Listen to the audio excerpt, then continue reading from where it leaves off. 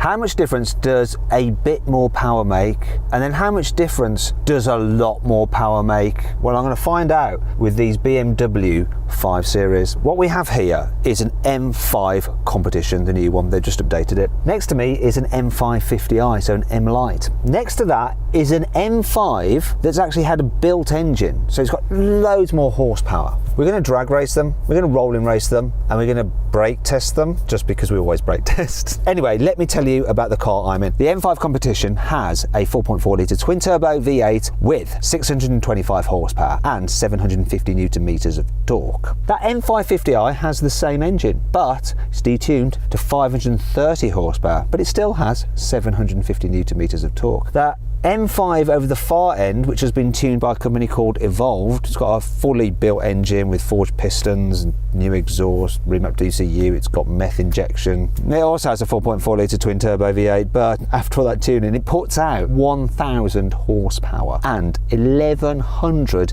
Newton meters of torque. All these cars weigh the same, bit over 1,900 kilos. They also have 8-speed automatic gearboxes with all-wheel drive and launch control, though we can't use the launch control in the high-performance M5 over the far end just because it can't cope with all that power.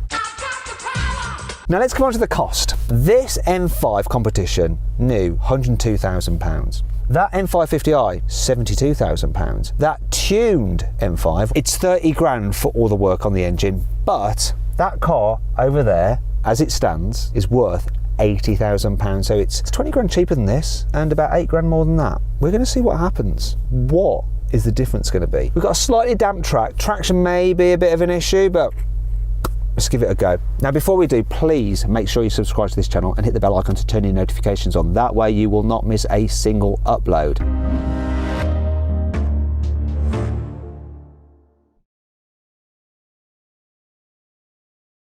Now, before we race, let's do the customary sound check. I'm going to rev this Competition up.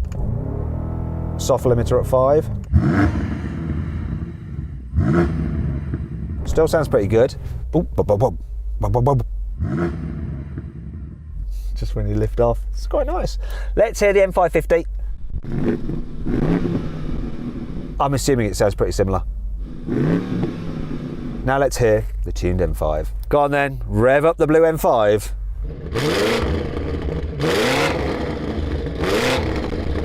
That's more like it. It has got an aftermarket exhaust and, of course, a new intake system. Very fruity. Anyway, let's get on with the racing.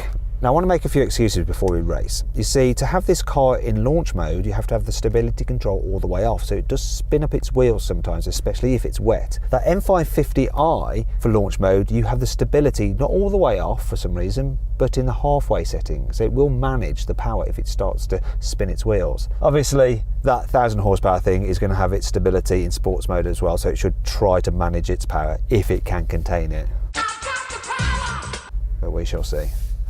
Well, I can see a damp patch just ahead of me, which I'm going to have to go through. Hopefully I won't lose traction there. Go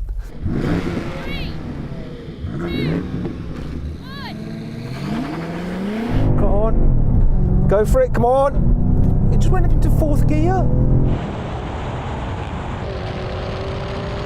It spun its wheels and went into 4th gear. Can I pull it back against the M550i? Before the line, come on, please.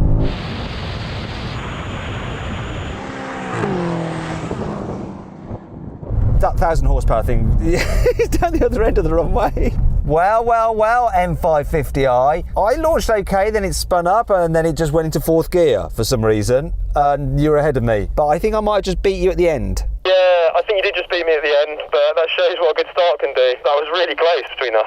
Tuned M5, you're about like half a mile away from us at the other end of the runway. How was that for you? You've never driven that car before, have you? I'm pretty sure I've just gone back in time. That was ludicrous. Listen guys, I'd like to do another one. I'm going to try and launch this thing, not with launch control. I'm just going to try and brake boost it with the stability in sport. See if that helps me. I want to see what happens then.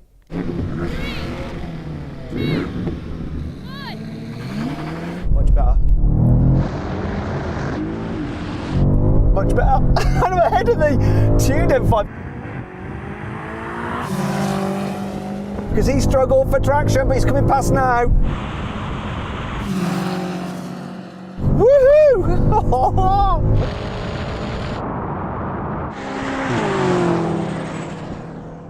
Destroyed the M550i then. M550i. You got a little bit humiliated then, didn't you? Yeah, that's how it should have gone the first time, to be honest. I tell you what, if it's in any way, shape or form damp or even just the slightest bit of moisture on the track, with these M5s, you need to just brake boost them rather than use launch control because it'll soon lose traction. For the best time, you do need launch control and it being dry. That was good then, that was. I'm not going to do much better than that. How about the tuned M5? Were you a little bit worried at first? Did he lose traction? Yeah, I just lost traction. I had a good launch, but I just couldn't put the power down. I was watching you go. I was under no illusion this was about to go to the next dimension. So I think the results speak for themselves. So then, what exactly happened? Well, the tuned M5 did the standing quarter mile in 10.9 seconds. The standard M5 competition took 11.2 seconds, and the M550i covered the distance in 11.8 seconds. Interestingly, the damp conditions hampered the tuned M5's launch, as the car can do a 10-second quarter mile time in perfect conditions. Now we're going for a rolling race from 50 miles an hour. The cars are in their least sporty setting. So automatic mode for the gearbox and actually efficient for the engine, though when you floor it, you'll get full power. We'll do it now. 3, 2, 1, go.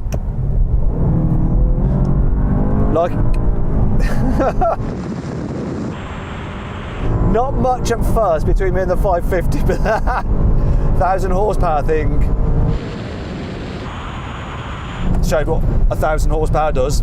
Hopefully it's not going to take him off the end of the runway. So kickdown wise, very similar for me and the 550i, I think, but then the added, why has this come on? I don't know what it is with BMWs. When you brake ever so slightly aggressively, you always get the blooming hazards coming on. I didn't slow down that quickly. Anyway, like I say, what was it like for you? In the M550i, it was just a comfy seat to watch you two have a nice race, to be honest. I don't think we had a race, actually, me and the tuned M5. It was just cars just doing their own thing. I mean, that M5 tuned, didn't you almost go off the end of the runway? Almost is how you perceive it from angles, but I wouldn't want to brake much later than that, no.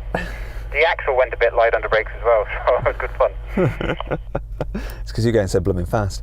Okay, let's try something else. Now we're going to do the same thing again, rolling race from 50 miles an hour. This time, cars in their sportiest settings, and we are locked in third gear. Here we go. 3, 2, 1, go.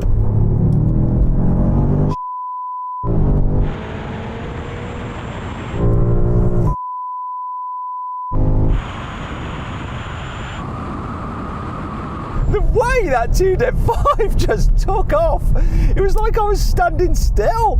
And I sort of forgot the M550i was even in that. Okay, M550i. Not again! Stop it! Okay, M550i, I mean, you weren't in that race at all, not even for a second. I was not, and I haven't seen anything take off in third gear from 50 as quick as that blue M5. Oh my life. So, blue M5 driver, it's the first time you've been in that car. What do you reckon? I'm struggling to think of a quicker car that I've ever been in just in terms of sheer pace. That is just mental. Third gear, when you said go, it was like a dog on a leash, and it just launches. It's ridiculous. Well, I think that's pretty clear. It's 30 grand, that upgrade. May seem like a lot of money, but from where I'm sat, it seems like a hell of a lot of extra performance. Now we're going to have a brake test from 70 miles an hour. When we reach the line, full emergency stop. This has carbon ceramic brakes, that doesn't.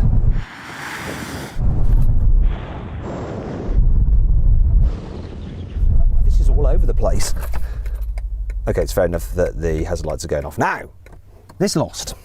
The M550i came second, but the tuned M5 did the best. The M550i, it's on steel brakes. This is on carbon ceramics. That tuned M5 also has carbon ceramic brakes, but there is something interesting. The owner of that tuned M5 has different tyres on it. He has Michelins, not the Pirelli P0s that you get as standard on the M5 or the M550i. Because, let's be honest, the Pirellis just aren't as good, and I think you've kind of witnessed the effect in this little test. Anyway, hope you all enjoyed the video. The most powerful car won, but I hope this has shown you just by how much quicker that tuned car is than the standard M5, and the difference as well between the M550i and the standard M5, which is actually greater than I thought it would be. Anyway, enough of all that. If you haven't done so already, make sure you subscribe to this channel and please follow me on Instagram and at Watson Cars. I'd appreciate it. Thanks for watching.